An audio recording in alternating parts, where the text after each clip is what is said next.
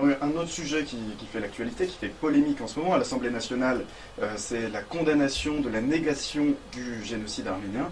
Faut-il voter cette loi qui divise même au sein de la majorité? Et sur ce type de questions-là, moi j'aurais deux, trois remarques. Première remarque, de mon point de vue, c'est pas aux politiques de faire l'histoire. C'est un principe de base. L'histoire, c'est l'histoire. C'est pas aux hommes politiques de décider ce qu'a été l'histoire, parce que sinon on bascule assez rapidement ce qu'on appelle l'histoire officielle. Et on a vu ce qu'elle pouvait donner de l'autre côté du rideau de fer avant la chute du mur de Berlin. Donc ce n'est pas aux hommes politiques, ce n'est pas au Parlement, ce n'est pas au gouvernement de faire l'histoire. Premier élément. Les lois qui concernent l'histoire vont toujours poser un problème. Je n'aime pas que les lois disent l'histoire officielle, c'est ça. Et je vote dans la loi ce qu'est l'histoire. C'est pas mon truc. Premier élément. Enfin, deuxième élément, pardon.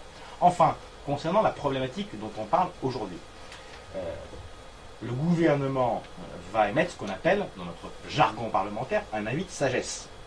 C'est-à-dire qu'il ne dira pas à sa majorité votez cette loi, il ne dira pas à sa majorité ne votez pas cette loi, il dira grosso modo faites. Il se mouille pas, quoi. Il se mouille pas trop, il dira faites comme vous avez envie de faire. Pourtant, c'est une proposition de loi UMP. Non, mais c'est pas parce que c'est une proposition de loi UMP que le gouvernement, oui.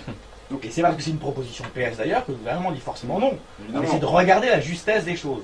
Là, le gouvernement, sur cette position-là, ne souhaite pas effectivement... Le président de la République vous a laissé une totale liberté sur ce sujet? Il y a une liberté, puisque effectivement, la position qui sera celle du gouvernement, c'est une position dite de sagesse. Vous savez, en général, quand vous avez une loi, on dit avis favorable, avis défavorable, ou sagesse, qui veut dire on s'en remet à la décision du Parlement. Et donc là, le gouvernement souhaite s'en remettre à la décision du Parlement, avec une liberté de vote des parlementaires. Mais on ne pouvait pas imaginer qu'Alain Juppé puisse demander au groupe UMP de retirer ou de reporter cette loi plus tard. Est-ce qu'on a besoin d'ouvrir un conflit avec la Turquie aujourd'hui? Je ne suis pas sûr qu'on ait besoin d'ouvrir un conflit avec la Turquie, plus d'ailleurs qu'on a besoin d'ouvrir un conflit avec les Arméniens de France, ni l'un ni l'autre. L'histoire, c'est quand même quelque chose de toujours très compliqué. On a, je vous le rappelle, reconnu dans le droit français le fait qu'il y ait un génocide.